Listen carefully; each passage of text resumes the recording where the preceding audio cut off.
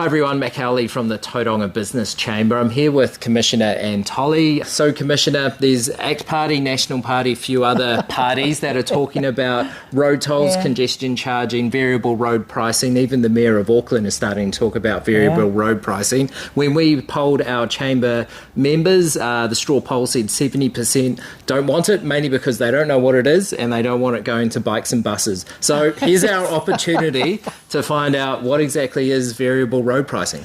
Right, well, so we already pay tolls. We think they're dumb tolls because we get nothing of it and we get nothing back. We don't get any of the money, and actually it doesn't do us any good. So the city's congested and we know we need investment in infrastructure, but we can't keep building more and more lanes on our roads. So how do we use our existing network better?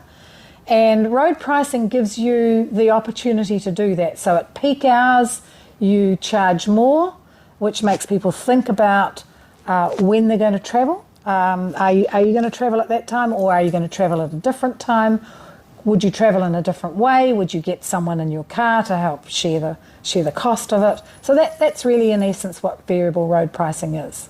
So transport's very expensive, and obviously a lot of it is paid through rates and fuel taxes and RACs.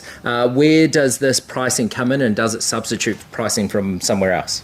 Well, it does, because we all know that the hypothecated fund that government runs is funded by road user charges and registration, and that's diminishing. As the fund is being used to fund more, to fund buses and rail as well as roading.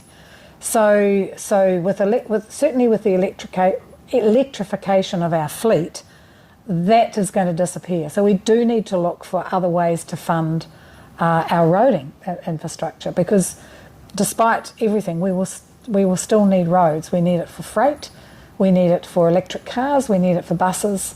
And so we've got to find another way of funding it. And people talk about congestion charges, but that's normally just drawing a ring around an area and charging people that come in and cross over that ring. Whereas variable road pricing would use your network of roading and try and get much more efficient use of that by both trucks, by freight and by cars. The other thing that it does too is it captures those who don't necessarily contribute to the infrastructure here. So, we have our state highways come from the east and travel right through to Hamilton. Any of those are not paying anything towards our upkeep. And all of those state highways are serviced by local roads, which are paid for by ratepayers. So it does give you an opportunity to capture funds from those road users who aren't necessarily ratepayers here in Tauranga. Now we're going to be consulting on this through our long-term plan, and what we're saying to the government, whoever that government might be after October the 14th, our community supports this or not, but if they do support it, then we want to see those tolls coming back to be invested in transport here in Tauranga, and preferably we'd like the government to be matching it dollar for dollar. So why should Tauranga be first? We already have plenty of tolls. Shouldn't another region be first? Well, we think we can be first because we already have tolls, and as I say, we think they're dumb tolls. We don't benefit from them, and this would be a way of us actually paying in a different way and benefiting from them.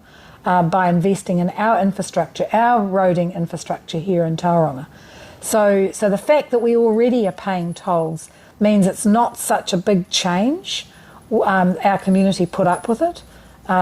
Many don't like it, but let's use those tolls in a way that benefits us. So we've got a business case now being developed on Haureni. That's out for consultation at the moment. So that's a big local road infrastructure.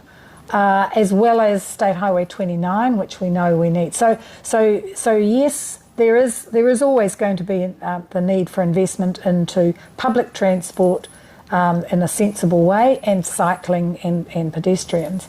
But there's still going to be hundreds of thousands of people who are needing to use cars, and of course those freight routes are critical. Wonderful. Thank you very much, Commissioner. And the Chamber will be making a submission on this later this year, and we encourage you to too. Yep. Wonderful. Thank you. Great.